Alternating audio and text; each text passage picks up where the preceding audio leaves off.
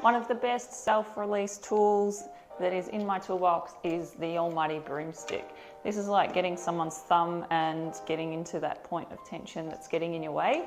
So if you've been doing mobility things and stretching and not getting any result, likely you need to release some of the knots with your own self-release tool. The other tool that I use a lot is the mobility ball, self-release ball, trigger point ball, which is here. We have these in stock always because they're the most important thing to be able to self-release. Now, if the stick is too much pressure or too hard for you, then you can just put a towel or something a little bit soft over the top. Now make sure you've got it in a nice anchor point.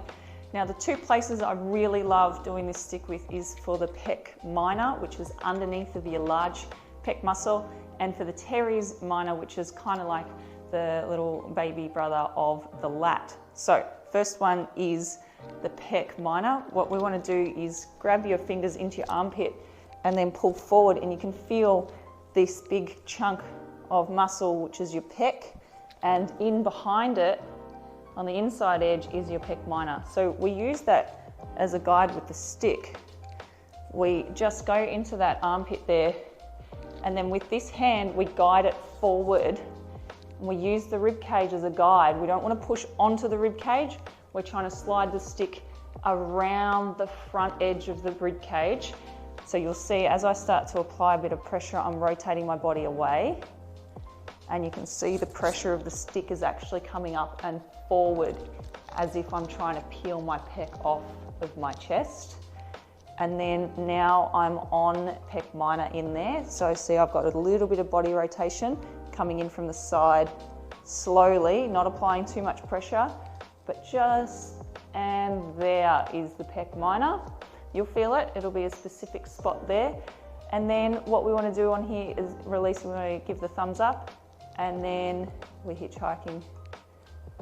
So I don't want the arm going back of the body, it's just in line with the stick here, and I'm going, rotating the elbow over. See, I'm still in contact with the stick, but I'm just opening here. So it's this opening out. And I do that for reps.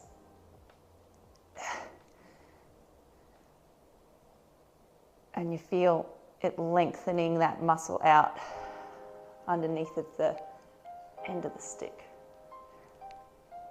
And see, each time I'm getting a little bit more range, and you feel the contraction of the muscles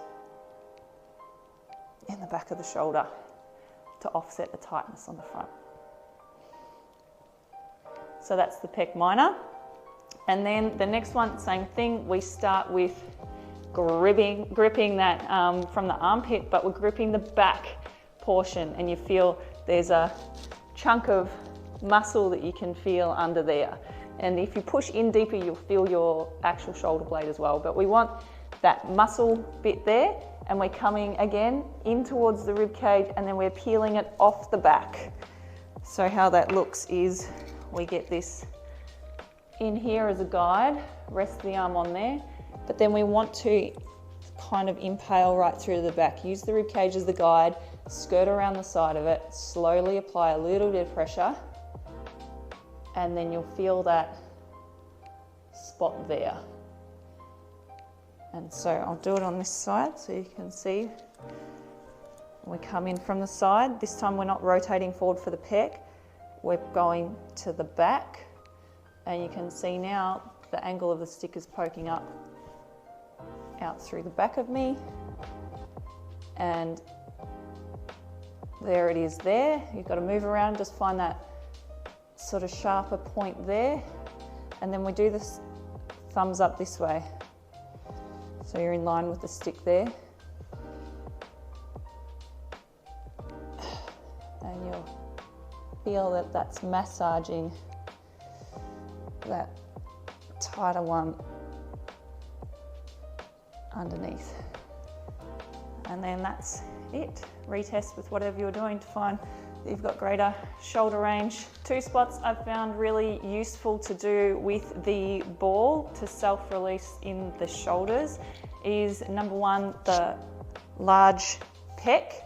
And number 2 is all of the small, what we call the rotator cuff muscles into the back of the shoulder. So these can often feel tight and restrict our reach overhead, and we'll be stuck in this position here. So we want to be able to stand up and be nice and open without any arching of the back or really flaring out of the ribs as we reach up, because then we put other, like our lower back and other joints at risk as well. So what the ultimate test is that you can stand tall, glutes on, abs drawn up, fill the lungs, and be able to reach the arms straight up overhead, and you use your peripheral vision. Is this arm bone just slightly out of your peripheral vision? If they're in front slightly, then you'll be like this and you'll see it. It'll block your view.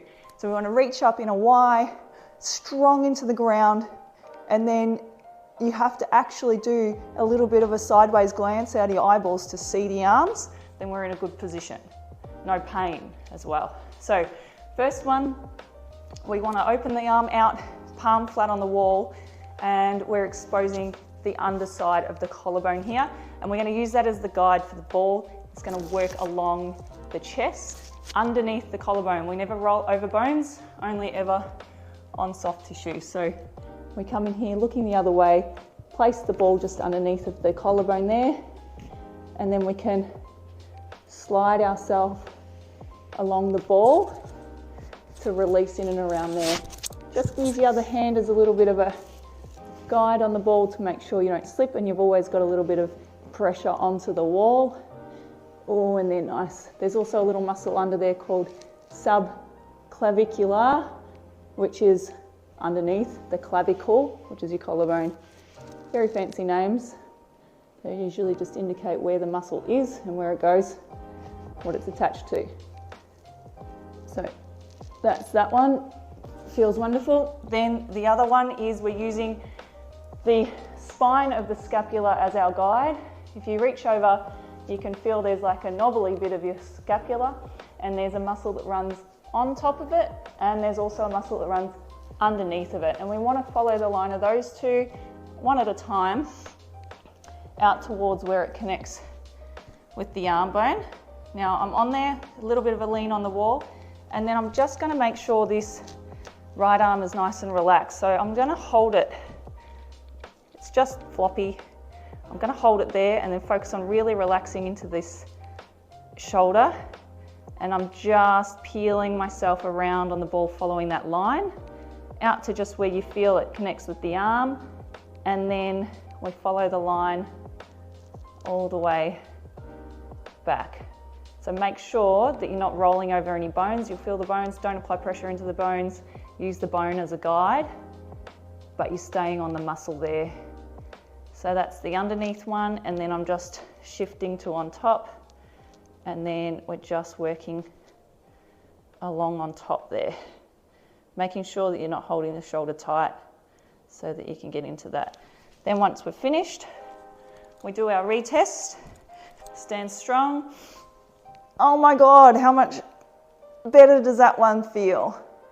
Even you can see in my video, mine was pretty good at the start, and now this right one has got so much more range. So retest, and you know that you've done a good job.